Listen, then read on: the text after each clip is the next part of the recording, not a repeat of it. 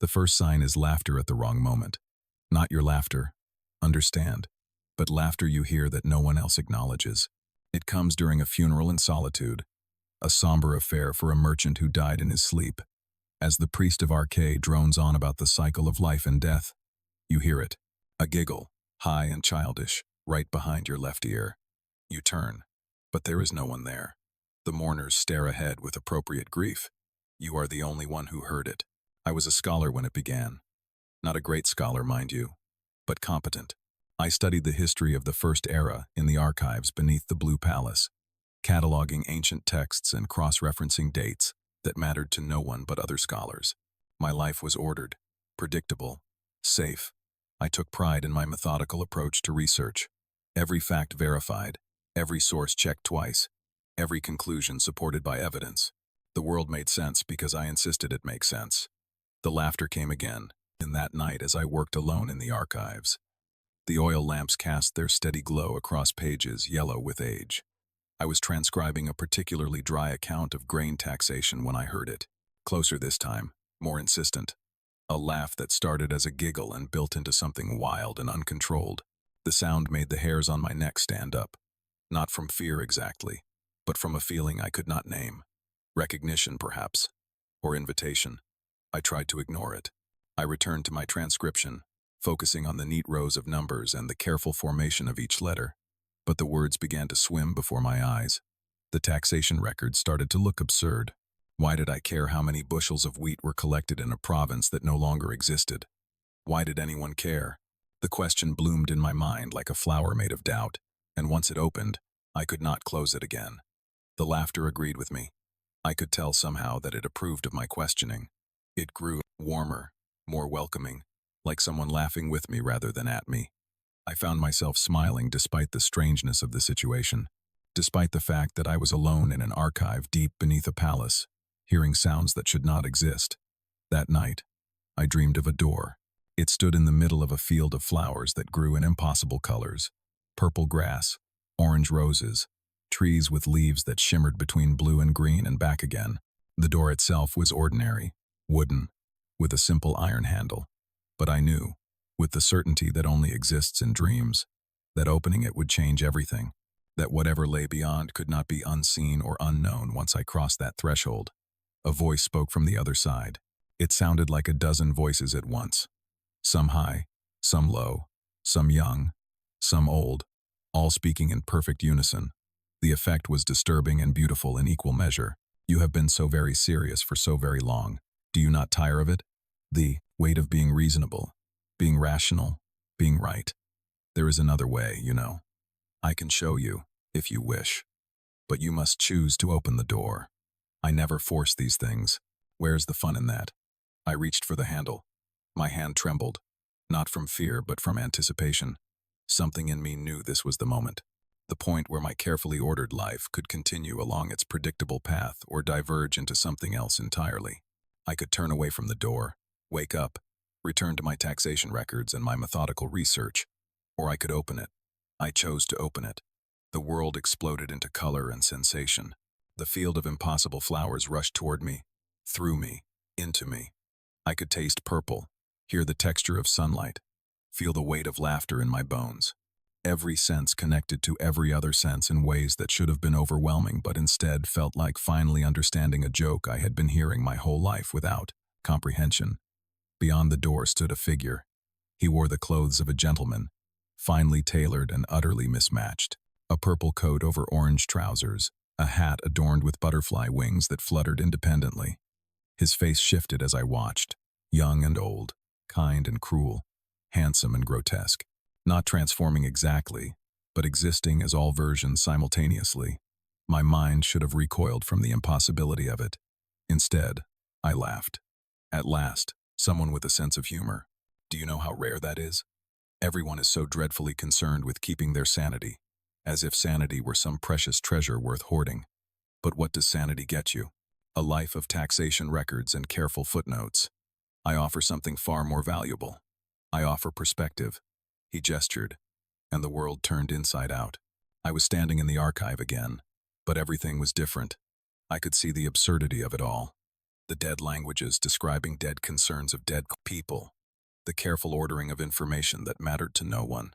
The desperate human need to make sense of chaos by writing it down, categorizing it, filing it away in neat little boxes. And I could see beyond that. I could see the scholars who would come after me, reading my transcriptions and making their own notes, which other scholars would read and annotate, on and on forever. An endless chain of people trying to build meaning from the meaningless. It was the funniest thing I had ever witnessed. I laughed until tears ran down my face, but I could also see the beauty in it. The tragedy and comedy intertwined so perfectly that they became the same thing. Every earnest attempt to understand the world was simultaneously noble and ridiculous, touching and absurd. The contradiction did not cancel itself out. Both truths existed at once, and the tension between them was where real meaning lived. "This is my gift," the figure said. His voice was gentle now, almost kind. The ability to see all perspectives simultaneously, to understand that order and chaos are not opposites but partners in an eternal dance. Most minds break under the weight of this knowledge.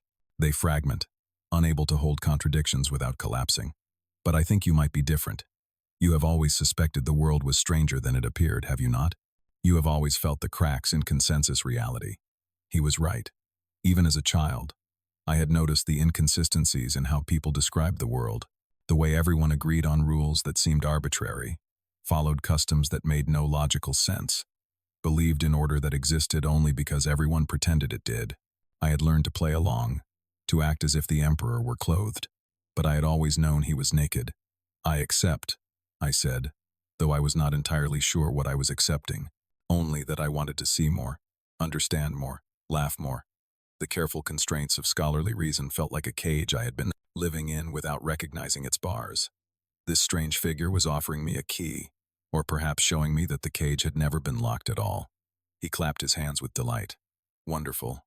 Then let us begin properly. You cannot serve me, cannot truly see as I see, while trapped in that dreadfully sane mind of yours. We must make some adjustments. Do not worry. It hardly hurts at all. Well, that is not true. It hurts tremendously. But pain is just another sensation, and you will learn to appreciate it along with all the others." The transformation began at the edges of my perception. Colors became more vivid but also more variable. The gray stone walls of the archive shifted through shades of purple and green, and back to gray in a rhythm I could almost but not quite predict. Sounds acquired textures. The drip of water in the distance felt smooth and round, while the rustle of paper was sharp and angular. My sense of time became fluid. Seconds stretched into hours, then compressed into instants. The present moment expanded to contain memories that had not happened yet, and futures that were already ancient history. The physical sensations were intense. My skin prickled with awareness of the air moving across it. Each breath brought tastes I had never experienced before: copper and honey, smoke and flowers, all layered together in combinations that should have been unpleasant but instead revealed depths I had never suspected existed. My heartbeat became a drum that other hearts throughout the city synchronized with, creating a rhythm that was the secret music of life itself. But the real changes were happening in my mind. The careful categories I had spent my life constructing began to dissolve. History was not a linear progression but a spiral that looped back on itself in unexpected ways. Facts were not fixed points, but suggestions, interpretations, agreed upon fictions that shifted based on who was doing the agreeing. The whole structure of reason I had built my identity around was revealed as one possible way of organizing experience. Not the only way, and certainly not the truest way. I could feel my grip on consensus reality loosening. The shared hallucination that people called the normal world was becoming transparent, and beneath it I could see the roiling chaos from which all order emerged, and into which all order eventually dissolved. It was terrifying and exhilarating in equal measure. I was losing something, certainly, the comfortable illusion of understanding, but I was gaining something far more valuable. I was seeing what was actually there. The figure, Sheogorath, I understood now with certainty, watched my transformation with evident pleasure. He produced a cane from nowhere and leaned on it casually, as if waiting for a particularly entertaining play to reach its climax. "You are doing wonderfully," he said. "Most people fight this stage. They cling to their sanity like drowning men clutching driftwood. But you are letting go, swimming down into the depths to see what treasures lie below. I knew I chose well with you. There were moments of pure terror, instants where I felt myself, the core identity that made me who I was, fragmenting into pieces that might never reassemble. I was not one person but a collection of contradictory impulses and ideas held together by nothing more than habit and story. The story was dissolving, and the impulses were running wild, each demanding attention, each claiming to be the real me. But then Sheogorath's voice cut through the chaos, not with order, but with a different kind of pattern. The pattern of creative madness, of divine insanity that makes as much sense as reason ever did. Just sense of a different kind. Let them all be true, he said. You are not one self but many, and that is as it should be. The demand for internal consistency is just another cage, another limitation. Embrace contradiction. Be the scholar and the madman, the careful researcher and the wild fool. Let the boundaries blur until they disappear entirely. This is freedom. This is truth. And suddenly I understood. The fragmentation was not destruction, but expansion. I was not losing my mind. I was multiplying it, becoming plural where I had been singular, becoming fluid where I had been fixed. Every version of myself that I had ever suppressed, every impulse I had trained myself to ignore, every wild idea I had dismissed as inappropriate, they all had validity. They all had wisdom. The key was not choosing between them, but allowing them all to exist simultaneously.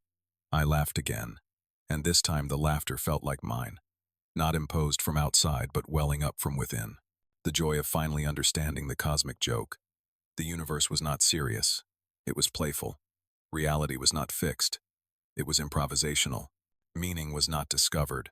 It was created, and it could be created in infinite ways, all equally valid or equally absurd depending on your perspective. When the transformation completed, I found myself still standing in the archive, but everything had changed. The books on the shelves were the same books, but I could see the stories behind the stories, the author's madness and passion and desperate need to be remembered leaking through the carefully ordered words. The stone walls were the same walls, but they breathed now, alive with the slow geological dreams of the earth itself. And I was the same person, but also completely different. My memories were intact, my knowledge remained, but I processed them through a lens that could see their absurdity and their profundity at the same time. I was still a scholar, still valued learning and understanding, but I no longer mistook my orderly categories for truth. I understood now that truth was wilder, stranger, more playful than any human system of knowledge could capture. Sheogorath appeared beside me, no longer in the realm of dreams but present in solid reality, or what I once would have called solid reality. He looked pleased with his work. You are mine now, he said. Not in the sense of ownership. That would be dreadfully boring. But you see through my eyes. You dance to my music. You understand the fundamental absurdity and beauty of existence. You are mad. Delightfully so. But mad in the way that sees more clearly than sanity ever could. He was right. I had lost something. Certainly. The ability to take anything completely seriously. To believe fully in the permanence of any structure or the finality of any truth. I would never again have the comfort of certainty, the security of knowing exactly what was real and what was not. The boundaries had dissolved, and they would never fully reform. But what I gained was worth the cost. I could see the connections that reasonable minds miss, the patterns that only become visible when you stop insisting the world make linear sense. I could hold contradictions without needing to resolve them, and appreciate paradoxes without needing to explain them away. I had become a fool in the sacred sense, the holy madman who speaks truths too wild for serious people to acknowledge. My work in the archives continued, but it transformed. I still transcribed ancient texts, still cataloged and organized and preserved knowledge. But now I could see the humor in it. The beautiful futility of trying to contain the infinite chaos of history in neat rows of words. I added my own commentary in the margins, observations that other scholars would later describe as brilliant and insane in equal measure. Both assessments were correct.